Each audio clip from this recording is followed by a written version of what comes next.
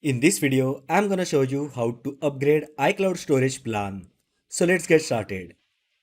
In case your iCloud storage is full and if you are looking to upgrade iCloud storage plan, then this video is for you. First open Settings app on your iPhone. Tap on your name at the top.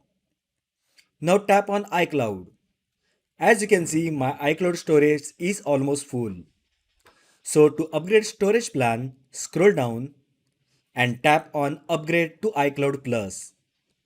On the next screen, you will find storage plans with storage size and related costs. Just select the plan as per your needs and tap on Upgrade to iCloud Plus. Now follow on-screen instruction and you can make a payment using Apple ID account balance, major credit or debit cards, Apple Cash or PayPal. You can even use iTunes gift cards to pay for your iCloud purchases, but you need to add that gift card as a balance to your Apple ID account first. So that is how you can upgrade iCloud storage.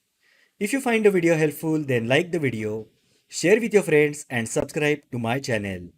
Thanks for watching and I will see you in the next video.